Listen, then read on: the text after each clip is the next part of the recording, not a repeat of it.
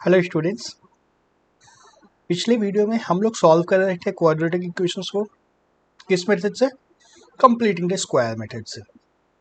एक एग्जांपल उसका और देखते हैं, ज़्यादा अच्छे से समझ में आता है एग्जांपल्स देख के। याद करो क्या था हमारे पास स्टेप्स। इक्वेशन हमारे पास सामने स्क्रीन पे रखा है। स्टेप्स क्या थे? चलो इसका 2 को ख़त्म कर देते हैं। 2 से डिवाइड करके एक्स स्क्वायर के कोफिशिएंट को 1 पे ले आया जाए। X square minus 5/2x plus 3/2 is equal to 0। ठीक है। अब हमें क्या करना था? X square minus 2 into x into 5/4। हमारा दूसरा टर्म 5/4 आना चाहिए, तो इसमें 5/4 का स्क्वायर होना चाहिए। और जब ऐड किया तो इसको माइनस भी करना होगा, और हमारा लास्ट टर्म 3/2 है इज इक्वल टू 0। यहां से लेकर के यहां तक ये क्या है? x माइनस 5/4 पूरे का स्क्वायर। और इसके बाद ये पोर्शन में क्या बच गया? Minus 25/16 plus 3/2 is equal to 0। LCM ले लो, क्या आएगा? 8 से मल्टीप्लाई करना होगा, 24/16। क्या बचता है? x माइनस 5/4 का square is equal to, right side में जाने के बाद क्या बचा रहेगा? प्लस 1/16 यही रहेगा ना। स्क्वायर रूट लेंगे तो बचेगा क्या? x minus 5/4 is equal two plus minus 1/4। यहाँ से x की दो वैल्यूज आ जाएंगे, 5/4 प्लस और minus 1/4 is equal to 5/4 plus 1/4 लेंगे तो 6/4 इज इक्वल टू 2/3, और 5/4 माइनस 1/4 लेंगे तो 4/4 इज इक्वल टू 1। आगे हमारे x की दो values, x is equal to 2/3 and x is equal to 1। दो वैल्यूज आ गई हमारे पास। सॉल्व हो गया क्वाड्रेटिक, यही करना था। चलो समझ में आया प्रोसेस? कोई कंफ्यूजन नहीं रह रहा अब तो। नेक्स्ट क्वेश्चन देखते हैं। Find the roots of 5x square minus 6x minus 2 by method of completing the square. Same question है, सेम प्रोसेस यूज करना है। इस बार चलो हम लोग इसको 5 से मल्टीप्लाई कर देते हैं। क्या होगा? 25x square minus 30x minus 10 is equal to 0। ठीक है। अब ये देखो 5x का स्क्वायर है, 5x पूरे का स्क्वायर माइनस 2 इंटू 5x। अब क्या बचेगा? देखो 5 इंटू 2 10 आ गया, 10 इंटू 3 13 आएगा, यहाँ पे 3 प्लस 3 स्क्वायर होना चाहिए लास्ट में। तब प्लस किया 3 स्क्वायर को तो माइनस भी करना होगा, और माइनस 10 तो है ही हमारे पास इज इक्वल टू 0। यानी कि क्या आता है? 5x माइनस 3 पूरे का स्क्वायर, और माइनस 3 और माइनस 10 को राइट साइड में ले जाते हैं। क्या आता है? 19। ओके।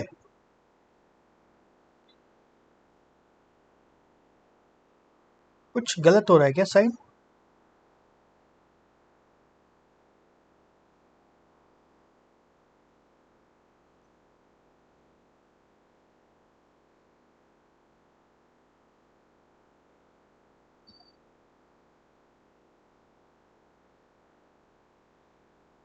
ठीक है, 19 ये ठीक आ रहा है, कोई गलती नहीं की है हमने। तो अब 19 का स्क्वायर रूट कैसे निकालेंगे? 19 का स्क्वायर रूट निकाल सकते हैं क्या? नहीं निकाला जा सकता है। तो इस हालत में घबराना नहीं है। 19 का स्क्वायर रूट 19 तो लिख सकते हैं ना, यही चीज लिख देना है। क्या आएगा? स्क्वायर रूट लेने के बाद 5x minus 3 is equal to square root 19, और ये प्लस और माइनस दोनों में आएगा। जैसे हर बार हम लोग प्लस माइनस ले रहे थे, इस बार भी प्लस माइनस लेना है। यहाँ से हमें 5x की क्या वैल्यू आई, 3 प्लस माइनस स्क्वायर रूट 19, और कुछ सिंप्लीफाई तो हो नहीं सकता है।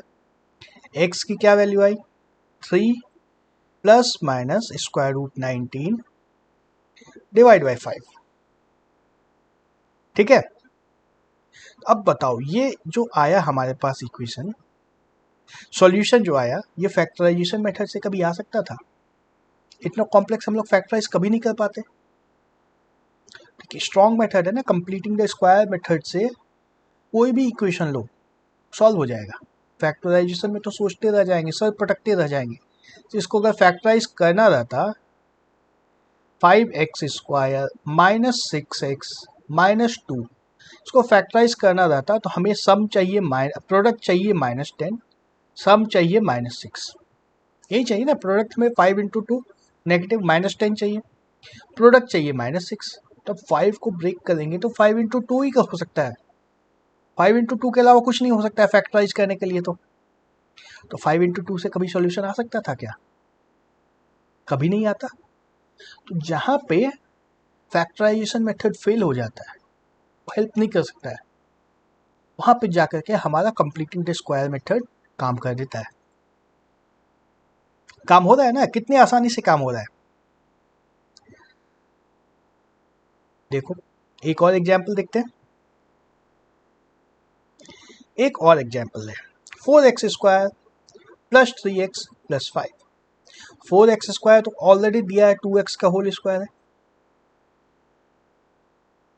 प्लस 2 इंटू 2x चाहिए हमें यहाँ पे, इंटू 3/4, तभी तो ये 4 और 4 कैंसिल हो जाएगा, 3x बचा रह जाएगा।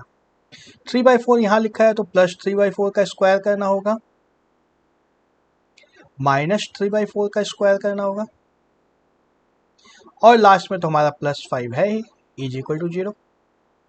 क्या आता है, यहां से लेकर के यहां तक का 2x प्लस 3/4 का square minus 9/16 plus 5 is equal to 0। क्या आता है, 2x प्लस 3/4 का स्क्वायर इज इक्वल टू -71/16। अब एक नंबर का स्क्वायर है, आ गया है नेगेटिव राइट साइड में।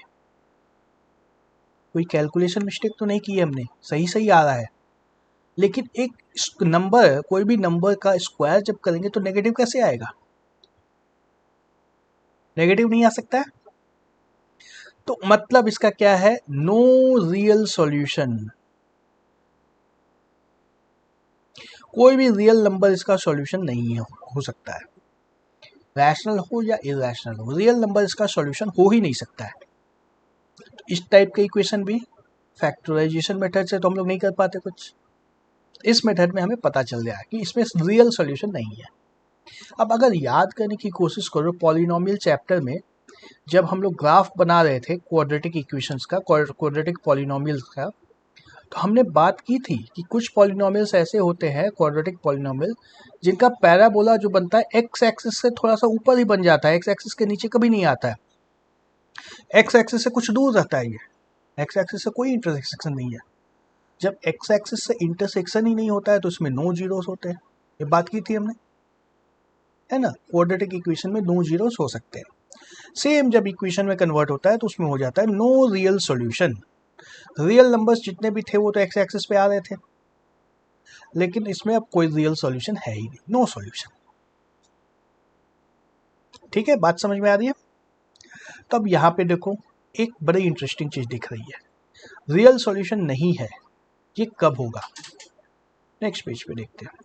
एक जनरल क्वाड्रेटिक इक्वेशन ले लो, A X square plus B X plus C is equal to 0।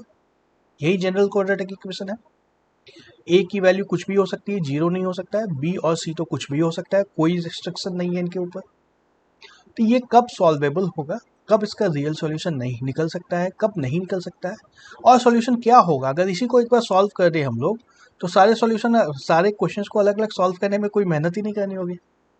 इसी को ट्राई करते हैं हम लोग सॉल्व करने का। कंप्लीटिंग द स्क्वायर मेथड से सॉल्व करना है। ए से मल्टीप्लाई कर दो, A square X square plus A B X plus C is equal to 0। Simple, कुछ नहीं किया स्पेशल।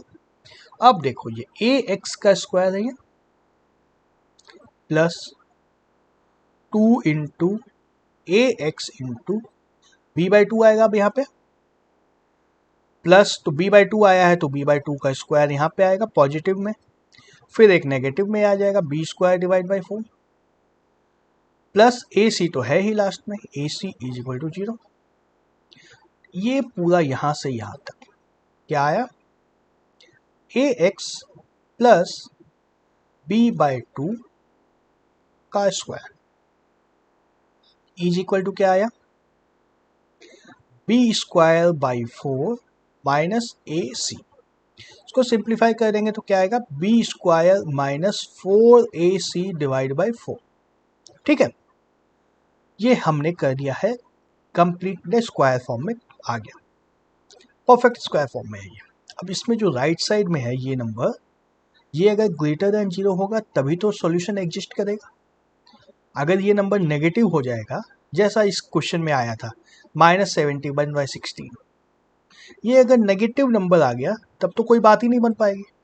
तो हमें हमेशा क्या चाहिए, B square minus 4 A C should be greater than या फिर इक्वल टू 0 चाहिए, या अदर वर्ड्स में लिखो तो B square should be greater than या फिर इक्वल टू 4 ए सी। अगर ये होगा, अगर ये कंडीशन सेटिस्फाई होगा तब तो रियल सॉल्यूशन मिलेगा, और अगर ये सेटिस्फाई ही नहीं होगा तो रियल सॉल्यूशन मिल ही नहीं सकता है, कोई चांस ही नहीं है। बात समझ में आ रही है।